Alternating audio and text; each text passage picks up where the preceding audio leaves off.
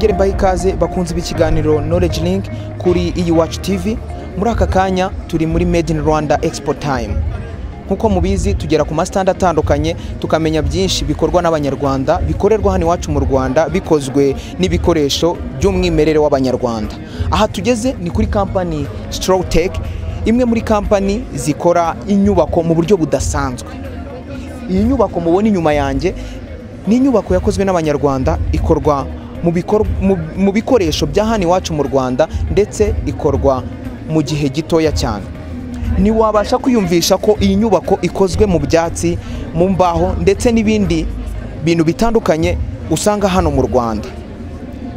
Muri aka kanya tugiye kubagereramo imbere maze batumara amatsiko ku byo bakora, uburyo babikora ndetse n'intumbero yabo cyangwa icyo bagamije kugira ngo abanyarwanda babashe gutura heza ndetse mu gihe gitoya.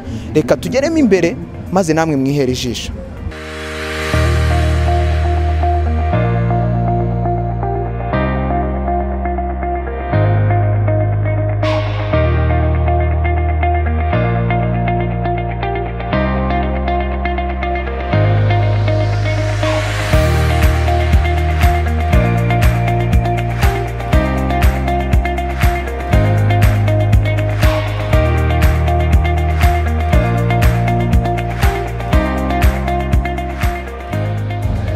Bakunzi bacu rero nababwira ko muri aka kanya tugize amahirwe akomeye cyane yo guhura n'umwe mu bakoze inyigo y'iyi nzu. Agiye gutangira twibwira. Murakoze, nitwa Shyaka Christine, ndi mu bakoze inyigo y'iyi nzu mu ruganda rwa Tech. Turi hano kuri PSF, turimo turatanga ibijyanye n'iby'iyi nzu, amakuru ahagije. Yes, Christine, natangira nkubaza ese kugira ngo mukore inyigo y'iyi nzu mwabonaga koko abanyarwanda bakeneye inzu nk'iyi ngiyi? Yego, bari bayikeneye. Ubundi tumenyereye yuko abantu bakoresha ibintu bijyanye na sima, block sima, andi matafari, mud, ibintu nk'ibyo ngibyo. Rero twabizanye kugira ngo bikemure ibibazo by'abaturage hano mu Rwanda. Yes, Christine, ese iyi nzu ni umwihariko w'abanyarwanda? Yego, ni umwihariko. Ibigize iyi nzu harimo ibyatsi bigize ibyo bita straw board. Iyo ni product y'uruganda. Igize ni compaction y'izo straws, biri kuri zero carbon. Yes. No kuvuga ngo bimwe mu bigize iyi nzu byose bikorerwa hano mu Rwanda? Yego, harimo ibyo bita ma RSF, ni light steel frame, hakaza straw board, hakaza na cement board yo bakorera supply hano mu Rwanda.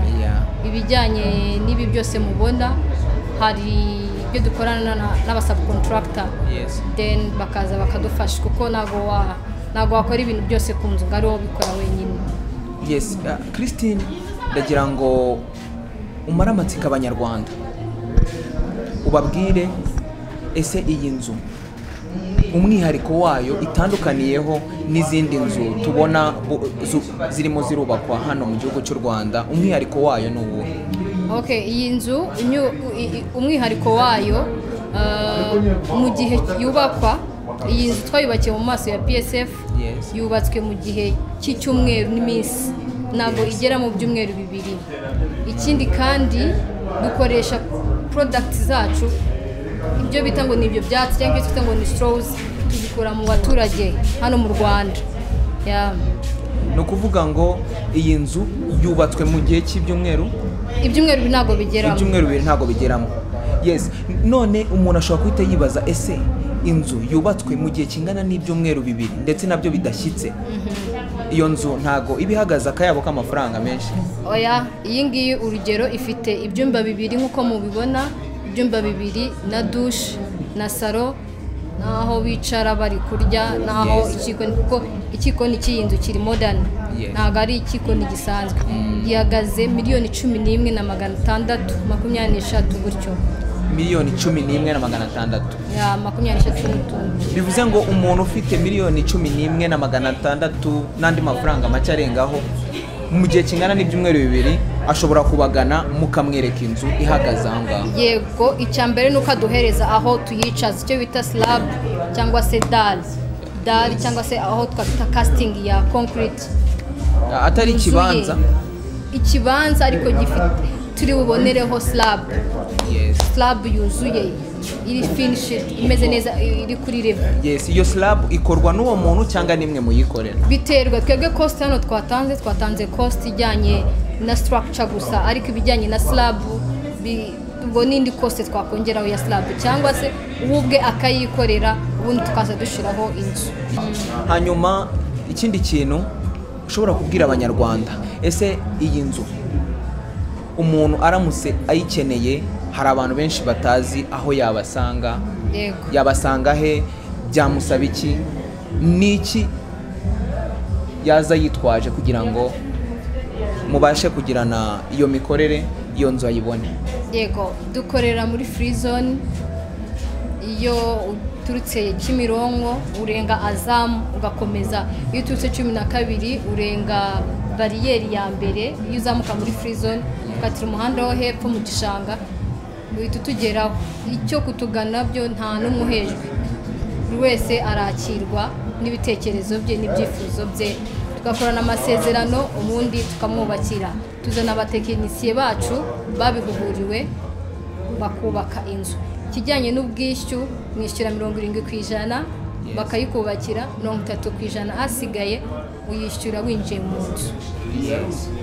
Yego.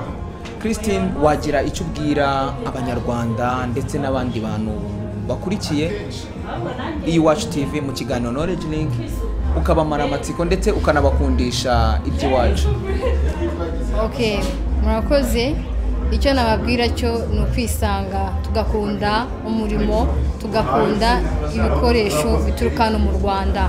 Nta mpamvu yo kumva ko ibyiza gusa ari ibyaturutse hanze. N'ibyacu hari icyo bitugezaho, hari icyo tubibyaza. Murakoze cyane.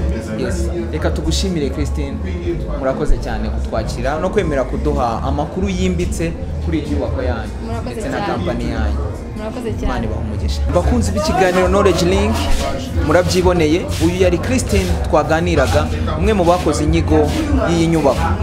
Mubonye ko abamaza amatsiko kubijyanye n'iyi nyubako, uburyo inyubako yateguwe n'icyatumye bakora inyigo y'inyubako ndetse n'uburyo iyi nyubako yubakwamo.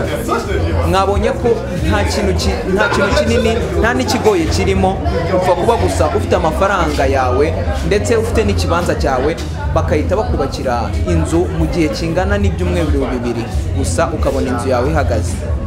Nk'abanyarwanda rero ni ishema ku banyarwanda, ni ishema kuri buri muntu wese ukomoka mu gihugu cy'u Rwanda kuba tumaze gutera intambwe nk'iyi ngiyi yo kuba twakwiyubakira inyubako yacu. Mwabyiboneye, ni inyubako nziza, buri munyarwanda wese namushishikariza kubagana aho bakorera muri free zone, hanyuma akaba yabasha nawe kwibonera inyubako nk'iyi ngiyi ku giciro gihendutse.